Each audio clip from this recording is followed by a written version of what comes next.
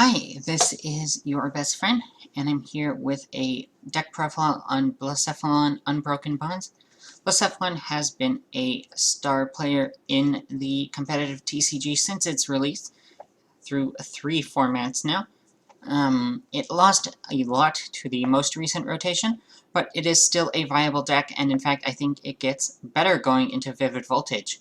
While it probably doesn't gain anything directly from Vivid Voltage, the metagame gets friendlier to it, I think. Blacephalon struggles against opposing one-prize decks, things like Excadrill, Altaria, Goons, Decidueye can give it some trouble, but with the release of Aegislash-V in Vivid Voltage, those decks become a lot less viable since they can't wall out their main targets anymore. In addition, Blacephalon's best matchups have always been Tag Team and VMAX Pokemon, and with Luke Metal, its best matchup, gaining some very good new toys in the set, it'll be more popular, as well as opponents like Togekiss VMAX and Colossal VMAX that Blacephalon will likely have a very good matchup against. So I think that it is definitely good to look at Blacephalon going into the Vivid Voltage format. So the deck is based around this Fireball Circus attack for 3 Fire Energy. You discard any number of Fire Energy cards from your hand and do 50 times each card you discarded. So for some quick math, for 6 Fire Energy, we do 300 to knock out tag teams, and for 7 Fire Energy, we do 350 to knock out VMAX Pokemon. And this deck is definitely capable of not only discarding 6 or 7 energy at a time, but doing it multiple times per game to take 2 3-prize knockouts. That's generally what this deck is aiming to do. And the entire deck is based around getting fire energy into your hand, discarding them, and getting them back out of the discard pile to do it a second or even a third time. Blacephalon also has this first attack Blazer for a single fire energy. You do 10 damage and 50 more if you flip up one of your face-down prize cards and it's a fire energy. We don't have any way in this deck to see or manipulate our prizes, so this is purely luck. But with the amount of fire energy we play, it isn't an impossible option. It's not something you'll generally want to go for. There are better things to leave in the active at the end of your turn, but if you're either desperate or have no other option, it's an option, and you can get lucky sometimes and either set up a 3-prizer or 2-prizer, or maybe perhaps take a knockout on an evolving basic or on a Jirachi or something like that. For our other attackers, we have a Heatran GX, mainly for its Burning Road ability. Oftentimes, early game, you may have to welder onto a Pokemon that can't use Fire Energy for the draw power, or attach to get extra draw from Crobat. So you end up with Fire Energy stuck on things like Jirachi or Zacian that can't use them. Heatran can come in and rescue those energy and put them on himself. He can then use those energy to usually do his Hot Burn GX attack. It does 50 damage times the amount of fire attached to this Pokemon.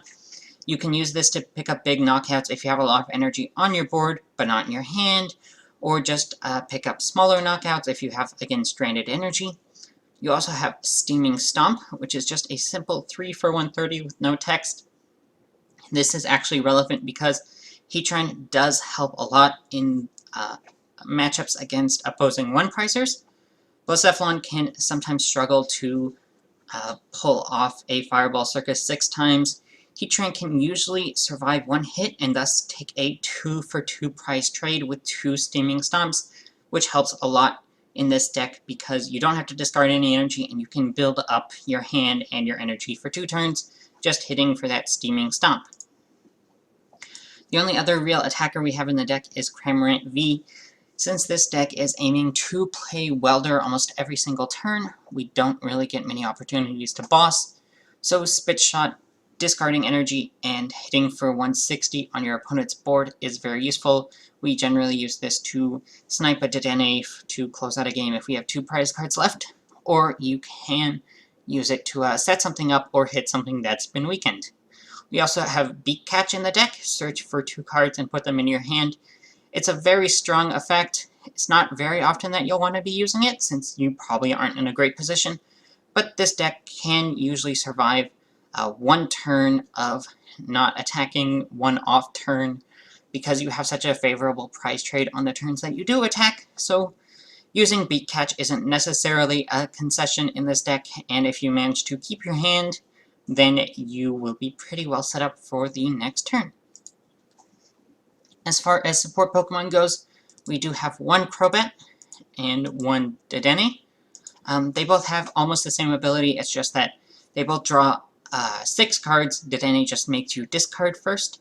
So they are useful in different situations. Dedenne draws you more cards, but you obviously have to discard your hand. Crobat draws less, but you get to keep the cards in your hand if they are important. So we just play one of each for the right situations. You can also play both of them on one turn, so if you really need to dig deep, they stack with each other.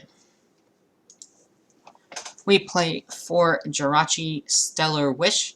This lets us dig deep into our deck to find our Giant Hearths, our Fire Crystals, our Energy Retrievals, or just thin the deck, pulling out Scoop Ups and Switches.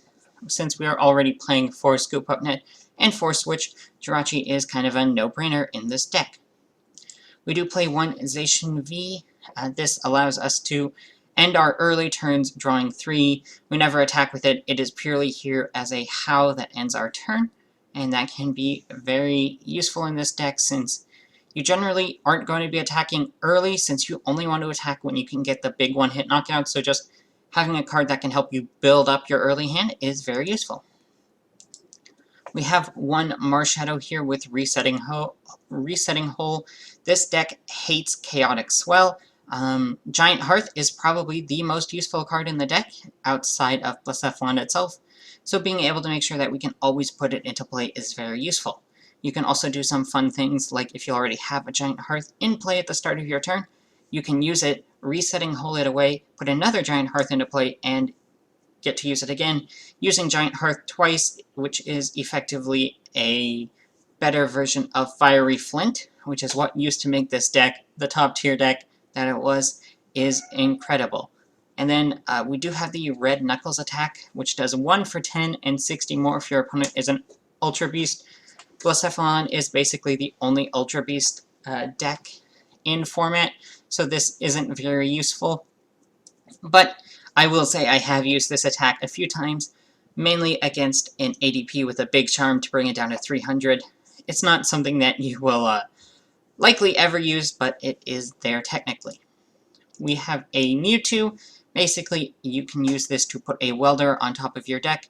Useful if you're expecting to get Marnied, since this deck is very weak to Marnie, and since we're playing 4 Scoop Up Net anyway, kind of a no-brainer to put Mewtwo in since we rely so much on Welder, and having recovery for that Welder is going to be very useful. Finally, we have 1 Oricorio GX. Its Dance of Tribute ability lets you draw 3 cards if any of your Pokemon were knocked out during your last turn. Since we are a 1-prizer deck, we can expect to get knocked out every single turn, so this essentially lets us draw 3 cards starting from, turn 2 or 3 every single turn, and that's very useful.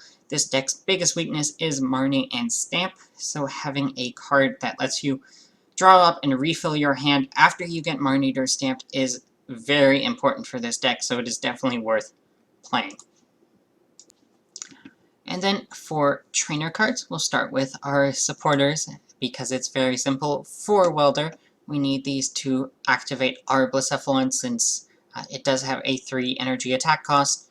We do have 1 Boss's Orders in here.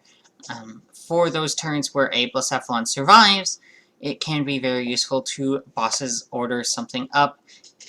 This doesn't necessarily always get used every single game, but when it does get a chance to be used, it is extremely powerful, and it's alright to play once since we can recover it late game with the Mewtwo.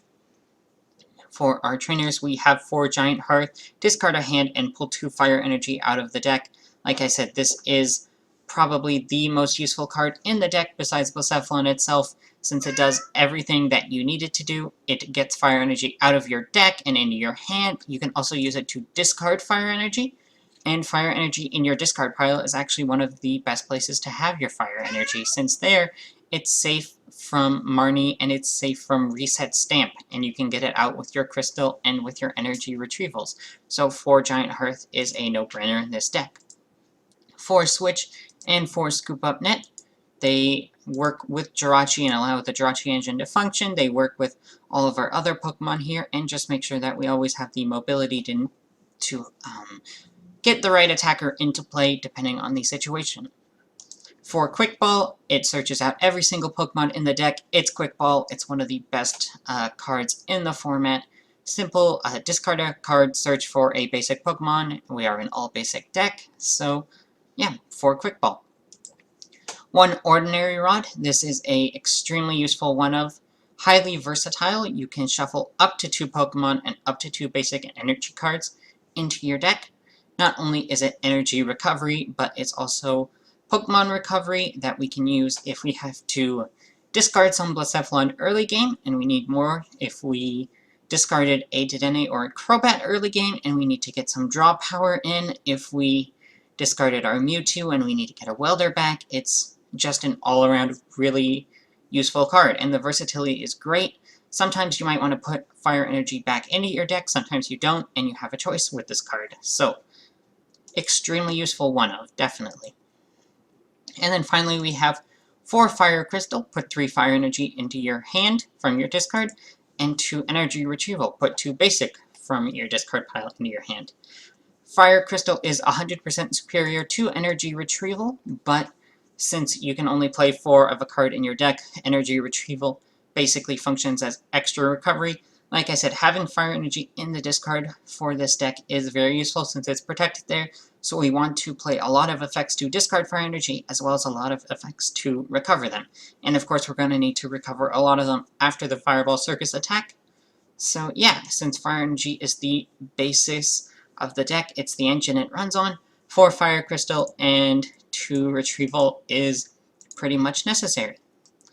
As far as cards that you could be playing, one option is Zigzagoon. Yeah. This lets you put 1 damage counter anywhere on your opponent's board. It's mostly useful against things that have 10 HP over a multiple of 5. This is things like a ADP with a big charm on it, or, you know, if you're up against a 320 HP Centiskorch, you can Zigzagoon, net Zigzagoon to only have to discard 6. It's useful in very specific circumstances, and generally you'd rather just have an extra fire in the hand than the Zigzagoon, which is why I'm not playing it. But it is more searchable than a Fire Energy usually, since you can Quick Ball for it. And since we're playing nets, it is very versatile damage. Not something that I'm playing at the moment, but it wouldn't be the worst thing to put in. One option you can consider if you're playing in the Vivid Voltage format is the Giratina that discards special energies. This is mainly for the Coating Metal energy in Luke Metal that takes away their weakness. The reason that I don't think it's going to be a necessary one is that even without weakness, you do still have a positive matchup against Luke Metal. This would only be to make it go from a positive matchup into a nearly unlosable one. But I don't really think that it's necessary. It depends on how the Vivid Voltage format kind of shakes up. If Coating Metal energy finds its way into a lot of decks, or other special energy becomes much more of a factor, then Giratina is definitely an option since we are already playing the Scoop Up Nets in the deck.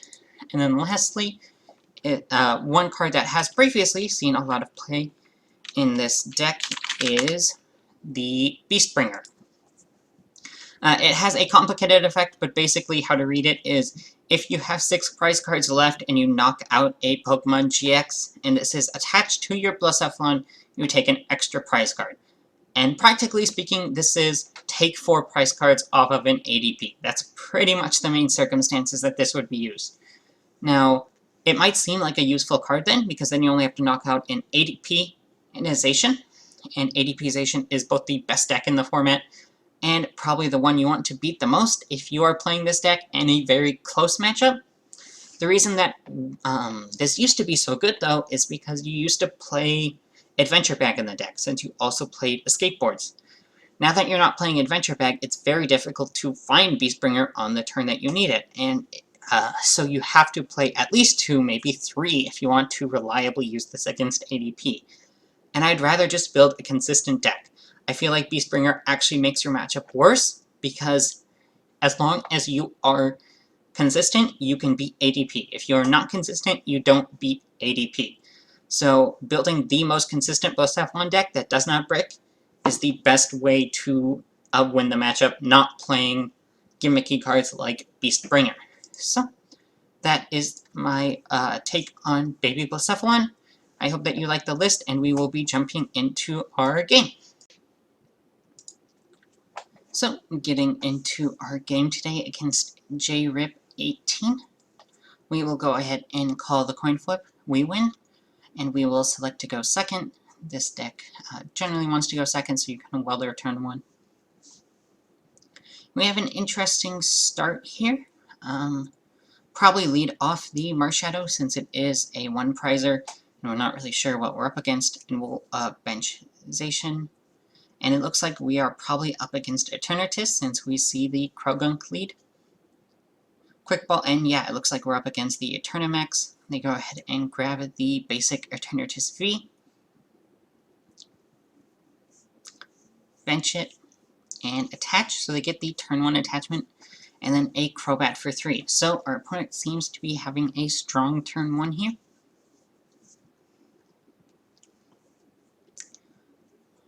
Taking a long time to decide, possibly thinking about benching anything else, or just passing it over to us.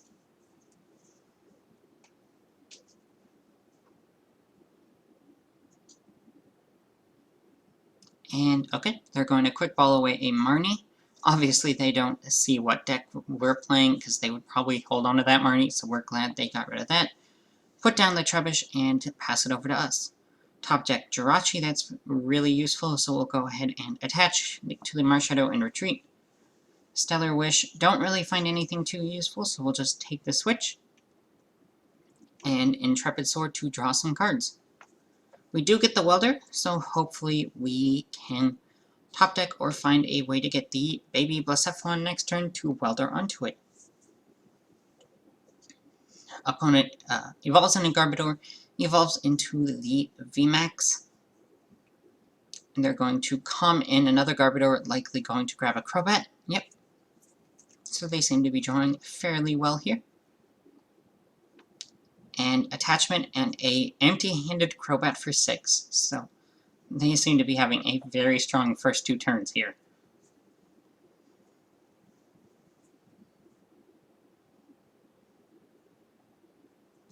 Once again, they're taking a little while to decide what to do after this Crobat. They bench a second Eternatus. Are they going to be able to retreat the Krogunk here? A lot of our turn hinges on if we can get another Stellar Wish in. So, bench another Krogunk, and they pass. So, we managed to live another turn. Go ahead and Stellar Wish, and we find the Quick Ball to get us our first Blacephalon. Go ahead and, at this point, ditch the Cramorant. It's not very good in this matchup, since the opponent doesn't play any Dedennes or anything like that.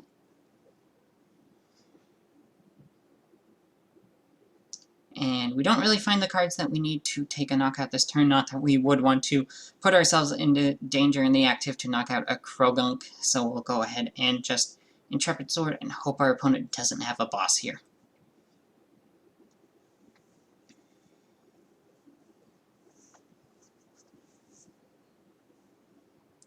Opponent attaches to the benched Eternatus, so they are 3 for 3 on attachments, which that definitely appreciates.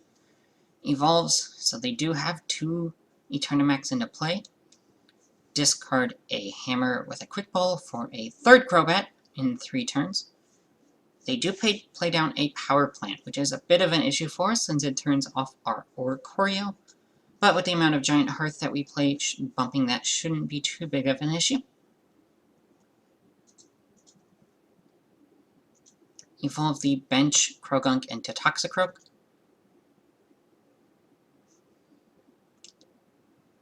See if they hit a switch here,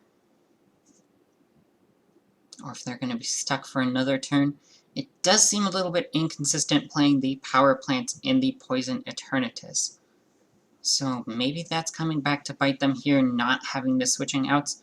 Okay, they are going to boss. Do they have the KO on our Blacephalon?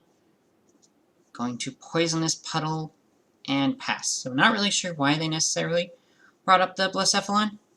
I guess just to keep us from Stellar Wishing and hoping that we would start taking poison damage, and they could maybe Hoopa us. But we do top deck the Giant Hearth, get rid of the Crobat, our hand is big enough already.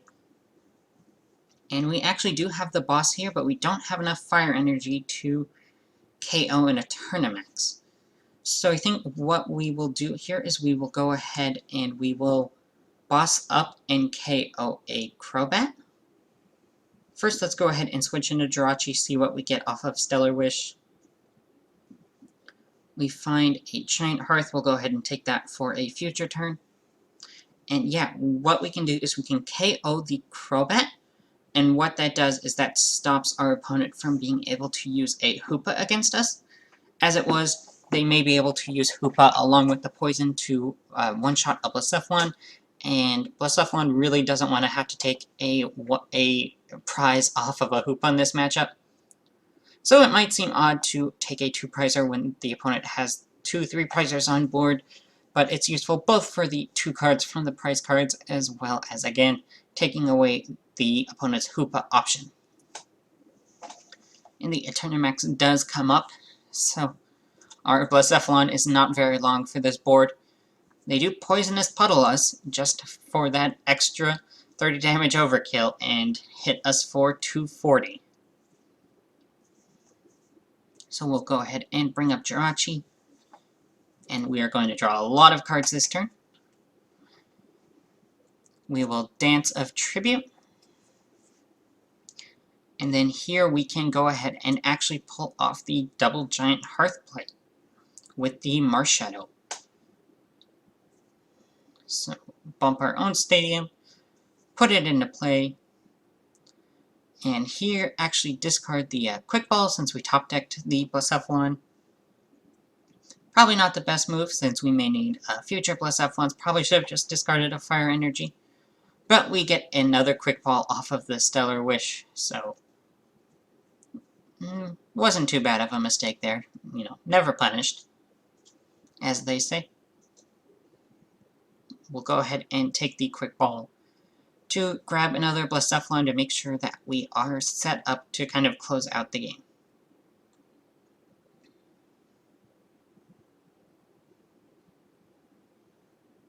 And here, just kind of doing the mental math, we probably don't need that rod anymore since the game is nearly over at this point.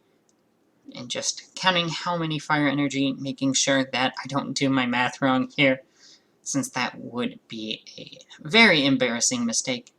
We'll go ahead and play the crystal and play the retrieval, and that will get us exactly 7 fire energy into our hand. So we'll Fireball Circus and absolutely blow up this Eternamax with our little Blacephalon there. And the opponent concedes.